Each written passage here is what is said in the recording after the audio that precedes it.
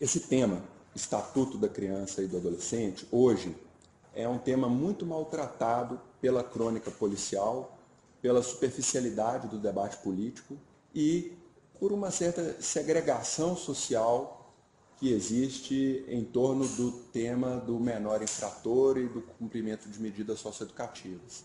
Basta verificarmos o prestígio social de alguém que é professor de ensino fundamental ou de ensino médio e de alguém que trabalha no centro de cumprimento de medidas socioeducativas. Esse segundo profissional ele é socialmente equiparado com um carcereiro. Isso mostra que não apenas, vamos dizer, no ponto do discurso, às vezes, da crônica policial, mas há uma percepção social, de fato, de que isso é algo menos importante. Essa visão, ela começa mesmo com a própria terminologia que a gente utiliza. Veja só, menor e maior. No direito civil, também em outros ramos do direito, nós utilizamos essa terminologia. E a palavra menor, ela remete a algo que é incompleto, a algo que não está pronto ou que é menos do que o adulto que é inteiro. Essa perspectiva, ela é juridicamente equivocada, porque tanto a criança e o adolescente quanto o adulto são pessoas. Nos termos lá do artigo 1º do Código Civil, pessoa é quem é capaz de direitos e deveres na ordem civil. A criança nasceu, ela é pessoa, ela tem direitos dela. O que acontece é que ela não tem capacidade de exercício dos direitos. Mas veja que a situação dela já é bem diferente. O que é criança? O próprio conceito de criança é um conceito que está no limiar da própria ideia de pessoa. Porque criança é aquele que nasceu e respirou. É aquele que, eventualmente, há 10 minutos atrás, estava no ventre da sua mãe, ainda era nascituro. Não tinha direitos. Veja só, o artigo 2º do Código Civil põe a salvo esses direitos do nascituro. Mas ele só tem essa capacidade, só adquire esses direitos se ele nascer com vida.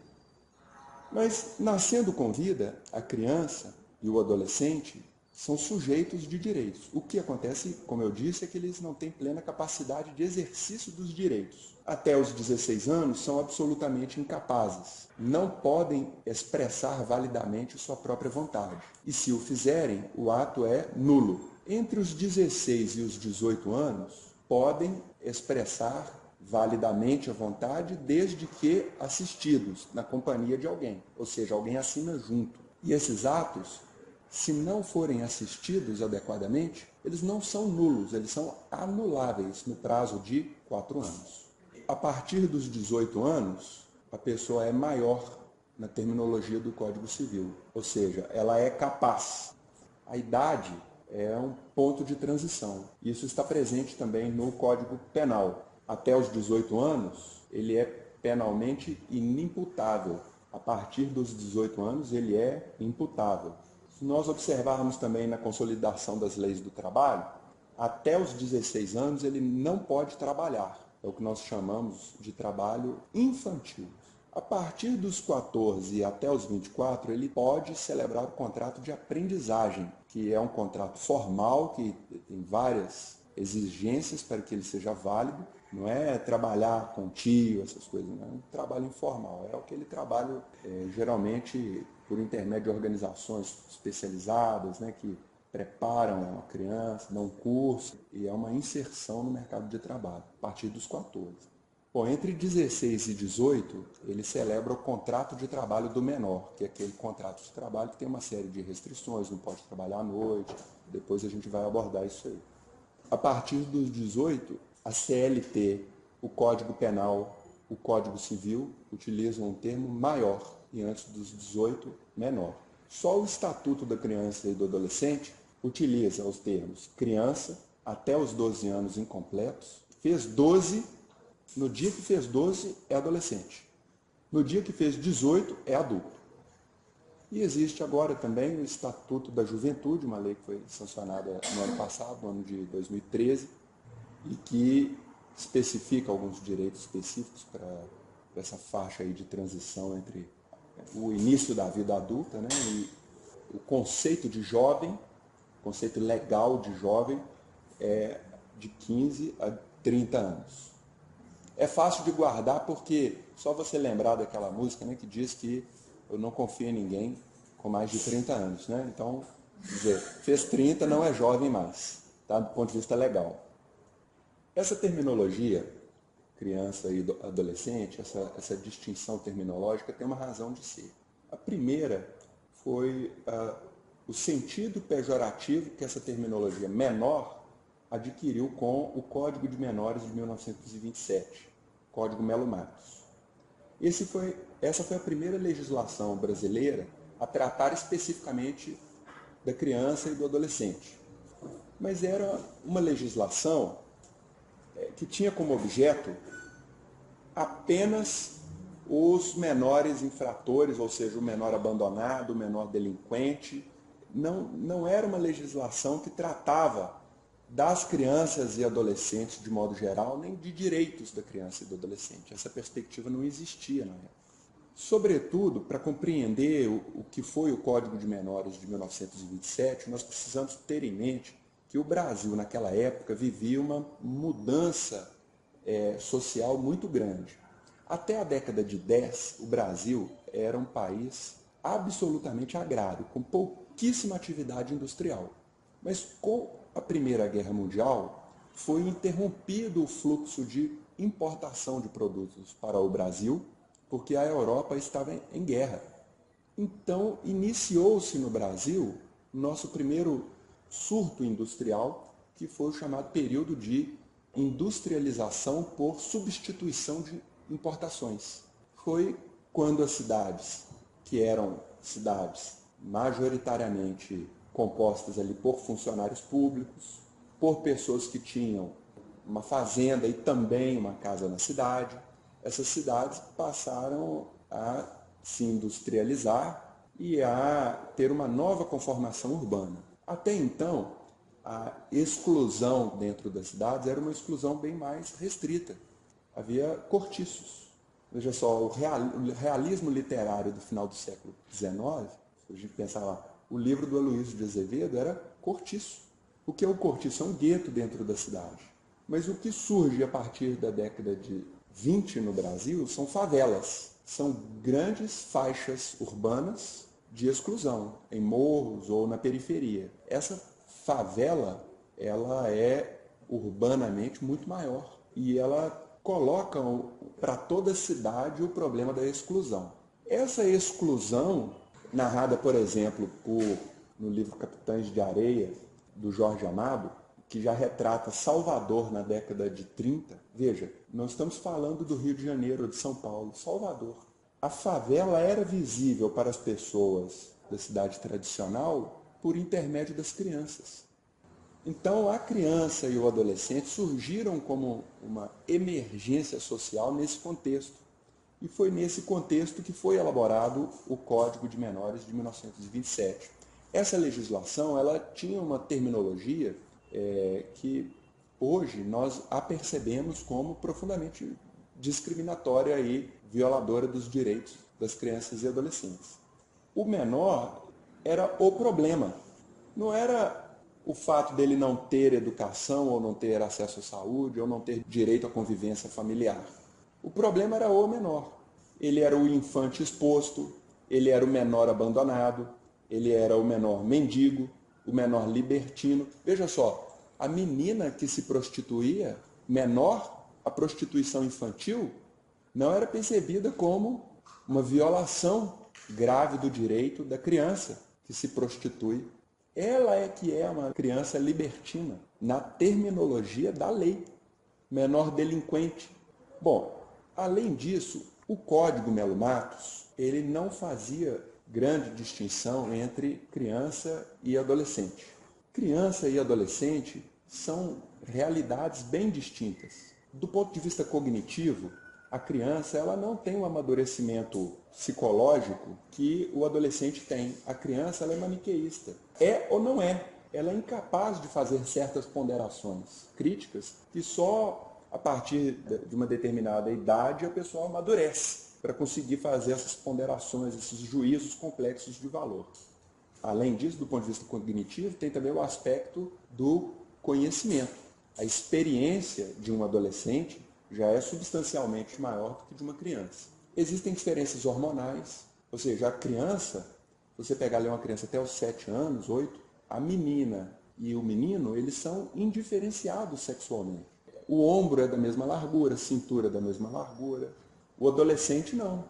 O quadril cresce na moça, os ombros crescem no rapaz, o nariz cresce. A criança não é ativa sexualmente, ela demonstra interesse sexual por contato social. Se o pai, a mãe, os irmãos mais velhos expõem ao tema, ela reproduz, mas ela não tem um impulso próprio. É diferente do impulso do adolescente. A compleição física. A criança ela é frágil. Vai brigar com o adolescente, já é outra coisa.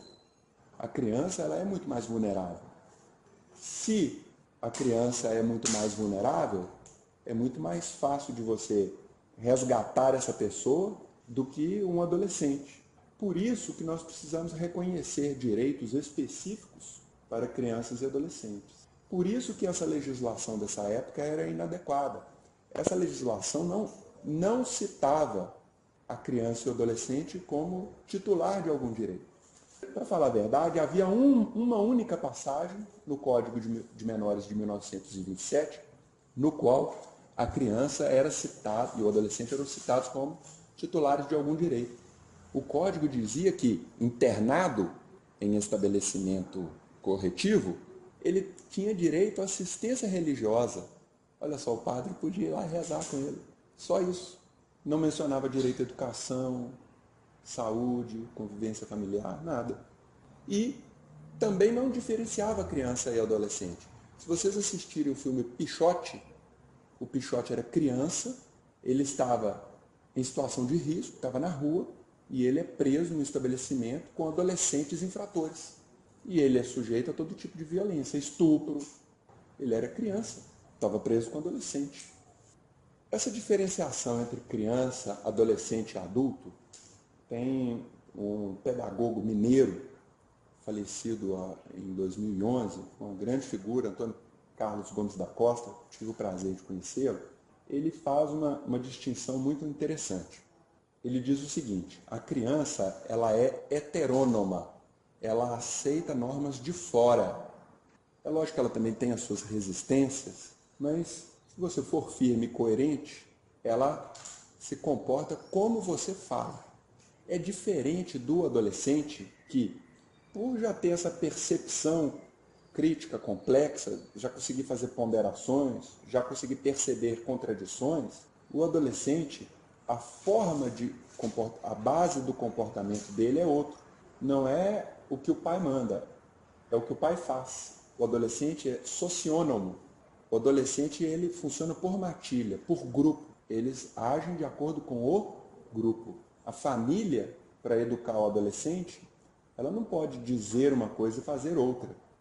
Essa parceria muitas famílias não compreendem. E aí nós temos muitas situações hoje assim, de adolescentes problema. O adolescente, passando por essa experiência de convivência comunitária, convivência grupal, ele amadurece para a próxima etapa da sua vida. O adulto é aquele que tem percepção de si, sabe se diferenciar do grupo, não age mais apenas com o grupo. E tem um projeto de vida, sabe o que você vai ser. Eu quero ser isso, eu quero ser aquilo, eu sou assim. Não, meu critério é esse, eu me comporto assim. É verdade que essas transições, cada pessoa vive num momento. Tem gente que tem 30 anos e ainda é adolescente. E tem gente que tem 16 anos e já é adulto. Essa determinação objetiva de idades, ela é uma questão de política legislativa. Alguém sempre cogita a redução da idade penal ou a flexibilização da idade penal de acordo com uma avaliação psicológica individual. O que acontece nesse caso é o seguinte: o direito ele faz uma escolha. É verdade que se fizéssemos uma avaliação psicológica individual, haveria talvez muito mais equidade na aplicação do direito. Por outro lado, haveria muito menos segurança jurídica. Por quê? A segurança jurídica ela seria prejudicada na medida em que, se você tem de fazer uma avaliação psicológica em todo processo vai ter um incidente, vai ser interrompido para que seja feita a avaliação da capacidade cognitiva, psicológica daquela pessoa, para só então aí determinar qual é a jurisdição cabível. Além do mais, a gente sabe que essas avaliações, quando elas são feitas massivamente para todo mundo, elas acabam se burocratizando. Uma avaliação psicológica, tudo que ela não pode ser, é burocrática. O sujeito vai só assinar lá o laudo e não vai nem conversar direito com o indivíduo que deveria ser avaliado. Por isso, a legislação ela faz uma outra opção, ela faz uma estipulação geral. Até a idade tal é isso, a partir da idade tal é aquilo. Pode ser um critério que represente menos equidade, mas garante muito mais segurança jurídica. Perceber a criança e o adolescente como sujeitos de direitos é algo muito, muito recente na tradição jurídica ocidental. Desde a antiguidade até a Idade Média e o início da Idade Moderna, a criança e o adolescente eram objeto de direito, ou seja, eles eram não titulares de direitos, eles eram possuídos, eles eram de alguém. Não só a criança e o adolescente, a mulher, negro, outros povos, eles não eram sujeitos de direitos, eles eram objetos de direito. Por que a mulher é carregada no casamento? Por que a gente fala, eu vou pedir a mão de fulano? É porque no direito romano, não era pedir a mão, seria a manus em latim, é pedir o munus, o poder sobre a mulher. A mulher saía do patrimônio do pai e ingressava no patrimônio do marido. Passagens bíblicas diversas narram a mesma situação. Por que é que Abraão mataria seu filho, como pediu o anjo do Senhor? Porque ele tinha o direito de vida e morte sobre o filho. E não eram só as populações autóctones ali em volta do Mediterrâneo. Em Roma também, no direito romano, existia o ius vitae nescis, que era o direito do pai sobre a vida e morte do filho. O pai, se ocasionasse a morte do filho por estar aplicando um castigo nele, bateu até o menino morrer, ele não era punido. Então, a criança, o adolescente, a mulher, o judeu, não eram propriamente sujeitos de direitos na Idade Média e no início da Idade Moderna. Veja que a Idade Moderna, a partir do Renascimento, a partir do surgimento do protestantismo e Paz de Westfália, que é o marco do surgimento do Estado moderno, é reconhecido que cada Estado pode regular a liberdade religiosa, cada rei pode regular a liberdade religiosa no seu interior. Veja que esse é o ponto de partida para a diversidade, conviver com a cidadania. Independente de você ser da religião X ou Y, você podia agora ser aceito como cidadão. Às vezes com menos direitos, mas já começava.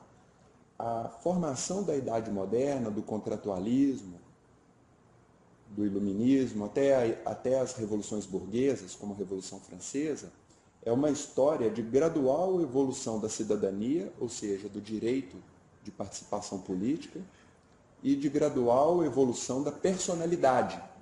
Cada vez mais, novos sujeitos são reconhecidos como sujeitos de direito. Os judeus, os negros, a mulher, a pessoa que tem uma orientação sexual homossexual. Até hoje, ainda estamos nesse movimento de reconhecimento de pessoas como sujeitos de direitos. Não é um movimento que está pronto, longe disso.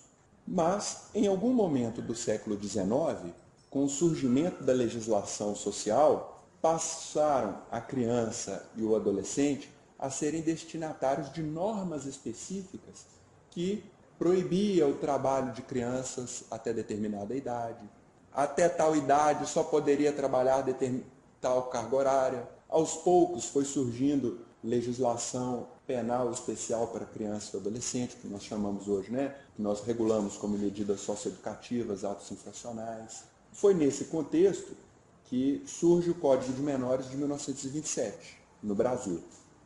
Mas durante o século XX, essa percepção, esse primeiro movimento de legislação, que era muito dura em relação à criança e ao adolescente, ela tem uma virada de perspectiva em virtude das guerras mundiais. A Primeira e a Segunda Guerra Mundial ocasionaram um número enorme de órfãos na Europa. E a assistência social de crianças e adolescentes evoluiu muito, a abordagem evoluiu muito. Evoluiu porque era uma necessidade de uma política, havia uma necessidade de uma política de Estado sobre isso, que era um problema concreto que eles viviam, e evoluiu também porque o humanismo, essa perspectiva político-filosófica de que o homem é o centro, deve ser o centro das nossas preocupações, que o homem deve ser cuidado integralmente, que o homem tem uma precedência sobre tudo e todos na sociedade e até mesmo no meio natural,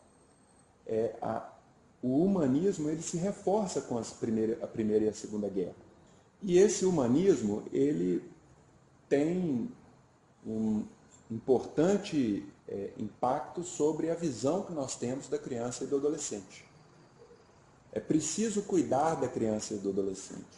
A criança e o adolescente tornam-se, portanto, objeto de atenção especial, prioritária do Estado. Isso é percebido, por exemplo, com a Declaração de Direitos da Criança que a ONU promulga em 1959. Veja só, Declaração de Direitos da Criança. Criança, nesse caso, nós devemos entender como criança e adolescente. Tá? Veja só, direitos da criança. Já foi um grande avanço. Entretanto, no Brasil, esse avanço, seja da perspectiva filosófica, humanista, seja da prática da assistência social, seja desse reconhecimento jurídico da criança e do adolescente como sujeito de direitos, ele demorou a repercutir aqui no Brasil. Até a década de 70, início da década de 80, a legislação brasileira continuava sendo anacrônica, continuava reproduzindo aquela visão que era a visão europeia de antes da Primeira Guerra Mundial. Aquela visão autoritária. Tanto que na década de 60 veio a Política Nacional do Bem-Estar do Menor. A legislação que criou a FEBEM, que continuava não diferenciando criança de adolescente. A legislação que centralizava as decisões dessa política pública no âmbito da União e dos Estados, que não municipalizava, não deixava essas decisões próximas das comunidades. Né? Mesmo o próprio autoritarismo e a falta de controle das autoridades policiais durante o regime militar. Não havia ouvidorias, não havia controle sobre a atividade policial, porque a própria atividade policial ela tinha uma vertente clandestina a serviço do terrorismo de Estado, da ditadura. Então, isso, mesmo com o fim da ditadura, mesmo com a abertura política, grupos policiais se organizavam informalmente para prestar serviços a comerciantes que se viam incomodados ali com adolescentes, crianças que praticavam pequenos furtos ali nas redondezas. Foi a época dos esquadrões da morte. Aqui em Belo Horizonte mesmo nós vivemos o problema. Tinha um esquadrão da morte que era o esquadrão do torniquete. Vira e mexe eram achados corpos de crianças por aí, nas periferias, nos morros aí, nos lixões. Crianças que eram assassinadas por encomenda. Essa situação toda levou ao surgimento de um movimento, desde o final da década de 70, início da década de 80, um movimento de revisão dessa legislação e da forma como o Estado brasileiro lidava com criança e adolescente. Um dos protagonistas desse movimento foi Dom Paulo Evaristo Arnes e mesmo sua irmã Zilda Arnes. Cito o nome dessas pessoas, mas o certo seria citar as comunidades eclesiais de base, a pastoral da criança e do adolescente, que foram muito engajadas, mas também em movimentos também da mesma natureza, serviços sociais de igrejas protestantes, evangélicas, também se engajaram. E durante a década de 80 houve uma intensa discussão e um intenso engajamento social pela mudança dessa legislação. Foi assim que a Constituição brasileira e depois o Estatuto da Criança e do Adolescente deixaram de abordar o menor abandonado e o menor delinquente como um problema da sociedade e passaram a tratar, no marco do direito internacional, a criança e o adolescente como sujeitos de direitos, ou seja, reconhecendo a peculiar condição de criança e adolescente. O que é peculiar condição? Essa terminologia, hoje, nós a utilizamos em diversas legislações para diversas situações. A mulher grávida, ela está em uma peculiar situação, ela tem direitos que a mulher que não está grávida não tem. Ela passa na frente na fila, tem prioridade de atendimento. O idoso está numa peculiar condição, ele tem direitos específicos. E a criança e o adolescente também estão em uma peculiar condição. São pessoas em desenvolvimento e têm direito a uma proteção integral. Esse termo proteção integral também é um termo que vem do humanismo, da doutrina social da igreja. Dom Paulo Evaristo Arnes dizia: é preciso cuidar do homem e do homem por inteiro. Ele queria dizer o seguinte: não basta dar só comida e abrigo. Ele estava criticando a tradição assistencial da igreja no sentido de dizer que não bastava dar comida e abrigo. Você tem que cuidar da pessoa como um todo, da dimensão cultural dessa pessoa, da consciência social, política dessa pessoa, da dimensão cultural, da inclusão ao trabalho, de uma forma total, de uma forma integrada. Porque a pessoa ela não é fatiada. Daí essa terminologia proteção integral. Essa perspectiva está no direito internacional e está também na nossa legislação. Está na Constituição, está no Estatuto da Criança e do Adolescente. Criança e adolescente têm direito à convivência familiar. Vocês aí que já são adultos, se vocês não têm o pai e a mãe, é uma pena, mas é uma coisa que vocês vão ter que aceitar. Agora, a criança e o adolescente que não tem pai e mãe, eles têm um direito violado. Eles têm direito a ter ou uma família natural ou uma família substituta, ou guarda, tutela, adoção. Eles têm de conviver no núcleo familiar. O certo é isso. Excepcionalmente, o errado, o excepcional, o que deveria ser apenas transitório, são essas crianças e adolescentes estarem em abrigos.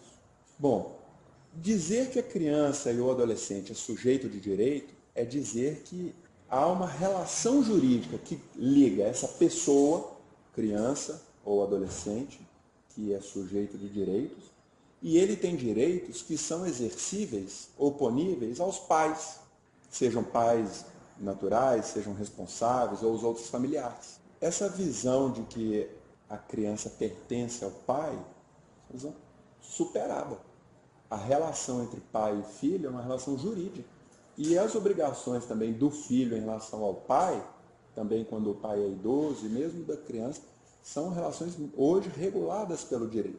A criança e o adolescente têm direito perante a sociedade, ou seja, a escola, uma emissora de TV, a comunidade, elas têm de se ajustar a essas especificidades da criança e do adolescente.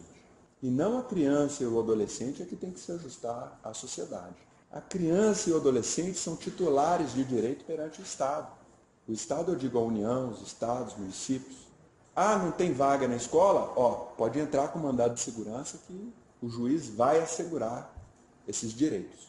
Bom, nas próximas aulas nós vamos desdobrar dois conceitos que são muito importantes. O primeiro conceito é o conceito de situação de risco. Essa ideia de risco, que pode ser social ou individual, é uma ideia, é um conceito do campo da assistência social, mas é um conceito profundamente jurídico.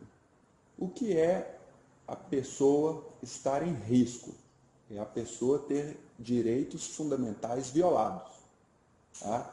A criança que não tem acesso à escola, ela está em situação de risco, porque ela tem um direito que não está sendo atendido. A criança que é drogadicta, usa drogas, ela está em situação de risco, porque ela não deveria estar nessa situação, ela não tem assistência, então o Estado deve garantir assistência, e a família devem evitar que isso aconteça. Os pais que abusam de castigo ou que omitem alimentos para os filhos, autoriza o Estado a agir. O juiz pode deferir medidas, que são medidas de proteção, que estão identificadas no Estatuto da Criança e do Adolescente de forma exemplificativa. Ou seja, há outras medidas que também podem, outras providências que também podem ser asseguradas pelo Estado. Isso, gente, não é um pedir. Não estou me referindo aqui a uma orientação ainda apenas do conselheiro tutelar. Se não for atendido, o juiz defere encaminhamento aos pais responsáveis mediante termo de responsabilidade, matrícula, inclusão em programa de assistência social, inclusão em programa de tratamento de toxicômano, colocação em família substituta, ou seja, guarda, tutela, adoção. Se não for possível, colocação em abrigo, temporariamente, para afastar do núcleo familiar, às vezes que não é adequado para acolher uma criança ou um adolescente. Veja, isso não é feito por caridade, isso não é feito na perspectiva de uma mera liberalidade ou do carinho também. É importante ter carinho, mas nós temos de ter consciência de que essas relações são relações jurídicas. A mesma coisa é o ato infracional. Há uma percepção social muito reforçada pela crônica policial, pela superficialidade do debate político, que a criança e o adolescente, eles são totalmente impunes em relação a atos que eles praticam. Não é verdade. O ato infracional, praticado por criança, ele leva a apenas a aplicação de medida de proteção. Apenas quando o ato infracional é praticado por adolescente, enseja a aplicação de medida socioeducativa. Todo esse sistema de garantia de direitos da criança e do adolescente envolve uma política pública, um conjunto de órgãos que interagem e, na sua interação, é que esse conjunto de direitos pode ser assegurado. Nós não vamos conseguir garantir essa transição social se esses órgãos não existirem e não funcionarem. Bom, era isso que eu queria dar o recado na aula de hoje. Agradeço aí vocês a participação e nos encontramos na semana que vem. Um abraço.